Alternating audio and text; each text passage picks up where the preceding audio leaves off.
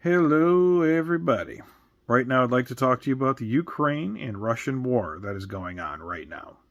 There's been some developments. It appears that the honeymoon period between Donald Trump and Vladimir Putin has come to an end. Donald Trump's open arms towards the Putin administration is finally kind of somewhat sort of closed, even though he's kind of reiterating some of his rhetoric anyway. Whatever. So the door isn't completely closed. It's still cracked open a little bit because Donald Trump is unfortunately an autocrat wannabe. But it's closed to the point where the Ukrainian government is going to start receiving subsidies from the United States. Well, they're probably going to make some purchases too and assume a lot of it's their debt. But I could go on and on about that in another video. But I'm not going to do that too much. But I'm going to talk about what's different. Now, what's different about now than it was prior to this honeymoon period ending? The Ukrainians are going after the pump stations. They're going after the types of stations that mess with fuel. Now, fuel markets and crude markets are different because fuel for cars is just one thing you can make crude out of. It's just one little product. So because of that, the markets can be separate. Ukrainians have been going after oil refineries for years now, but now they're actually going after the types of pumping stations that mess with cars. Everyday vehicles from everyday Russians. Now, before I go any further, I'll just have to say what I've said before, that the Putin administration is doing very much everything it could to prevent any of the negative consequences from war to happen and to anyone in the St. Petersburg or Moscow area, because that's where a lot of the powerful people live. It's where people with political power and a lot of the oligarchs live. So they don't really want any negative effects economically for themselves. Now, truth be told, most people in Russia don't really want this war to begin with, period. But one of the ways that Putin's managing to keep power is to make sure that it doesn't actually affect anybody in Moscow and in St. Petersburg, or at least that's what they're perceiving. Now, with the Ukrainians hitting all these pump stations, there's now fuel shortages in the areas of St. Petersburg and Moscow. So right where all the power of the country is living, the Russian government is now going through fuel shortages. So everything that can come with the fuel shortages is it's bad for the economy because, hey, let's just say if you got like a big construction company with 40, 50 vehicles, you're not going to be able to get much done that day. Just for an example, if you're having a fuel shortage, you can't just go run about your errands. You have to do them.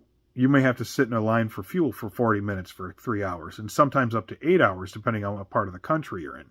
So you really kind of get the picture. If you realize what you do with your car and what you need to do economically with your vehicle, you realize it's almost everything. It's going to be disruptive completely if the Ukrainians go down this path, which it looks like they're going down. Now, here's the thing that's coming in the future. Russian winters are brutal and cold, much colder than it is in the United States.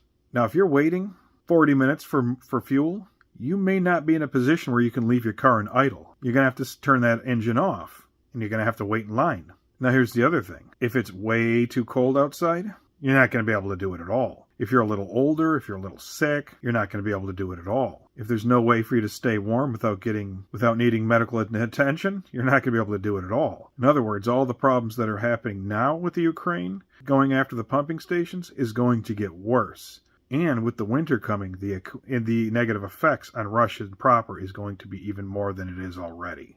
Now, I don't really like all the destruction, but the Russian government has been governed by pretty much morons my entire life that really have a house of cards which is just based on corruption and lies and stupidity, just like every other autocratic government. But we'll see. 1,000 Russians every day are getting killed.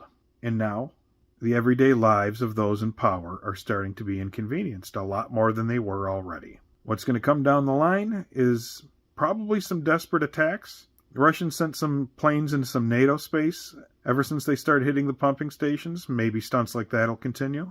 But this is not looking good for the Russians at all. The longer and longer this goes on, the weaker and weaker the Russians are going to be, even if they win this war once it stops.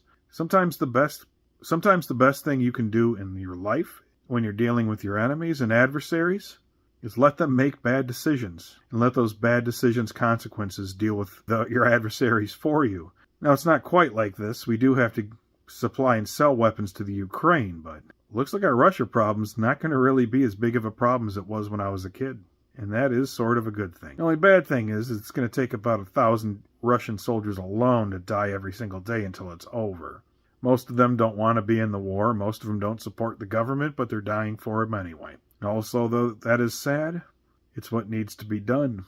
And in this case, it's pinning down the Russians.